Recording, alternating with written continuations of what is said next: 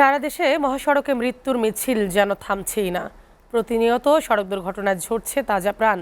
আজও চট্টগ্রাম, মাদারীপুর সহ 6 জেলায় আলাদা সড়ক দুর্ঘটনায় 8 জন নিহত হয়েছেন। এ সময় আহত হয়েছেন বেশ কয়েকজন। এ সময় স্থানীয়রা আহতদের উদ্ধার করে হাসপাতালে ভর্তি করে। প্রতিনিধিদের পাঠানো তথ্য, ছবিতে ডেস্ক রিপোর্ট।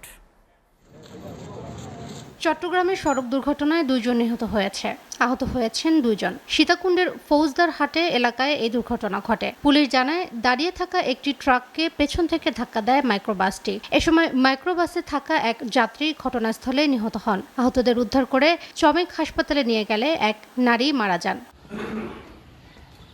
মাদারীপুরের সড়ক দুর্ঘটনায় 2 ব্যক্তি নিহত হয়েছে। উপজেলার মুন্সি বাজারে এই দুর্ঘটনা ঘটে। পুলিশ জানায়, অজ্ঞাত গাড়ি পেছন থেকে ধাক্কা দিলে পিকআপটি রাস্তার পাশে পড়ে যায়। এতে ঘটনাস্থলে মারা যায় বাচ্চু। খবর পেয়ে হাইওয়ে পুলিশ তাকে উদ্ধার করে শিবচর উপজেলা স্বাস্থ্য কমপ্লেক্সে নিয়ে গেলে আরও একজনের মৃত্যু হয়।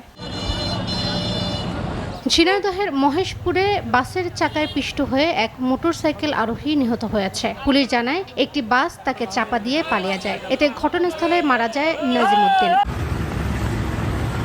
সিরাজগঞ্জের সলঙ্গা থানায় হরিণচড়া বাজারে যাত্রীবাহী একটি বাস নিয়ন্ত্রণ হারিয়ে রাস্তায় উল্টে এক যাত্রী নিহত হয়েছে। এ সময় অন্তত 5 যাত্রী আহত হয়েছে। নাটোরের সড়ক দুর্ঘটনায় আবুল হোসেন নামের এক মোটরসাইকেল আরোহী নিহত হয়েছে। শহরের বনবেল ঘড়িয়া এলাকায় এই দুর্ঘটনা ঘটে। এছাড়া ঠাকুরগাঁওয়ে ট্রাকের ধাক্কায় এক পথচারী বৃদ্ধ নিহত হয়েছেন। সদর উপজেলায় ঠাকুরগাঁও পীরগঞ্জ সড়কের ভাউলারহাট মোড়ে এই দুর্ঘটনা ঘটে।